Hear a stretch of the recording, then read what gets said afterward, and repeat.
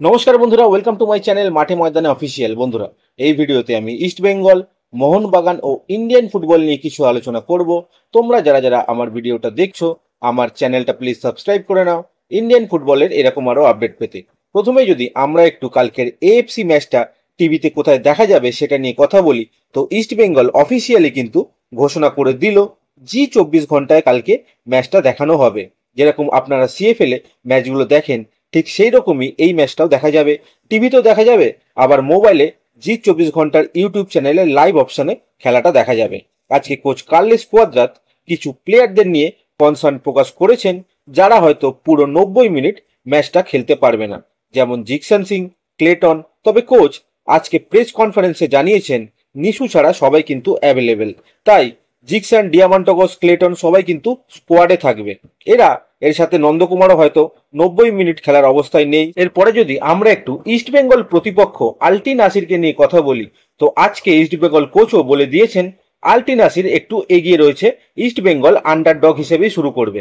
এখানে বলে রাখা ভালো, আলটি নাসিরের অনেক ফরেন প্লেয়ার কিন্তু সেখানকার সিটিজেনশিপ নিয়ে নিয়েছে এবং সেই ফরেন প্লেয়াররা জাতীয় দলেও খেলে। 6-7টা প্লেয়ার জাতীয় দলের রয়েছে এই আলটি নাসির দলে। যাই হোক, 9 বছর পরে আবার এশিয়ার মঞ্চে খেলতে চলেছে ইস্ট বেঙ্গল, সুতরাং এটা কিন্তু অত্যন্ত গুরুত্বপূর্ণ ম্যাচ ইস্ট বেঙ্গলের জন্য। এরপর যদি আমরা একটু মোহনবাগানের কথা বলি, তো মোহনবাগানের জন্য একটা খারাপ খবর রয়েছে। তাদের এবারে স্টার সাইনিং জ্যামি ম্যাকলারেন, তাকে নিয়ে মুম্বাই রওনা দিয়েছে মোহনবাগান ম্যানেজমেন্ট। জ্যামির ঘাড়ের ব্যথা এখনো কমেনি, তাই তাকে মুম্বাই উড়িয়ে নিয়ে যাওয়া হয়েছে। এখন কবে তিনি মাঠে ফিরবেন সেটা কিন্তু খুবই বলা মুশকিল, তবে মনে করা হচ্ছে ডার্বিটা হয়তো তিনি মিস করতে পারেন। ডার্বিতে খেলার সম্ভাবনা কিন্তু খুবই কম। এরপর যদি আমরা একটু ট্রান্সফার আপডেট নিয়ে কথা বলি, তো মোহামেডান কিন্তু দুটো তুখোর সাইনিং করতে চলেছে, সাজ্জাদ হোসেন প্যারে আর মাকান ছোটে। এই দুটো প্লেয়ার কিন্তু হায়দ্রাবাদের কাছ থেকে এনওসি পেয়ে গেছে। এর আগেই তোমাদের বলেছিলাম এদের দুজনের হিয়ারিং এর সময় হায়দ্রাবাদের কোনো প্রতিনিধি আসেনি, সুতরাং এদের দুজনের এনওসি পেতে কোনো রকম অসুবিধা হবে না। ঠিক সেই রকমই হলো, এনওসি এই দুজন পেয়ে গেছে।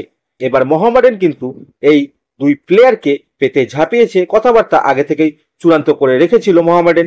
তোমরা হয়তো অনেকেই জানো, পার্সোনাল টার্মসে আগেই এগ্রি হয়ে গেছে। এবার সাইনিংটাও হয়তো খুব তাড়াতাড়ি হয়ে যাবে, যেখানে সাজ্জাদ হোসেন প্যারে আর মাকান ছোটে মোহামেডানের হয়ে আইএসএল খেলবে। এরপরে যদি আমরা একটু লালরিনজওয়ালা ছাংতেকে নিয়ে কথা বলি, তো ছাংতে কিন্তু বর্তমানে তার লাইফের সেরা ফর্মে রয়েছে এবং ছাংতে কিন্তু বিদেশে খেলার ইচ্ছা প্রকাশ করেছে। যদি সে অপরচুনিটি পায় তাহলে মুম্বাই ছেড়ে কিন্তু বিদেশের যে কোনো ক্লাবের পথে রওনা দিতে পারে ছাংতে। সেটা ইউরোপ হতে পারে, এশিয়ার কোনো ভালো ক্লাব দল হতে পারে, কিন্তু ছাংতে অপরচুনিটি খুঁজছে এবং সেইভাবে সে রেডিও হচ্ছে। যদি তার এজেন্ট তার জন্য বিদেশের কোনো ভালো ক্লাব খুঁজে দিতে পারে তাহলে ছাংতে কিন্তু সেই দিকে রওনা দেবে। এখন দেখা যাক কি হয়। এরপর যদি আমরা একটু আনোয়ার আলীকে নিয়ে কথা বলি, তো অফিসিয়ালি লাল হলুদ জার্সিতে sweet kid Anwar Ali. East Bengal officially ঘোষণা করে দিল 5 বছরের চুক্তিতে আনোয়ার ইস্ট বেঙ্গলে এবং একটা আনডিসক্লোজড ফি এর বিনিময়ে, অর্থাৎ অর্থের পরিমাণটা ইস্ট বেঙ্গল মেনশন করেনি। কোচ কার্লোস কোয়াদ্রাত বলেছেন, আমরা আরেকজন ভারতীয় টিমের প্লেয়ার পেলাম যার টপ লেভেলে খেলার এক্সপিরিয়েন্সও আছে, কোয়ালিটিও আছে। ইস্ট বেঙ্গল অনেক দিন ধরেই আনোয়ারকে ট্র্যাক করছিল এবং যখন সুযোগ এসেছে সেটা ছাড়া হয়নি।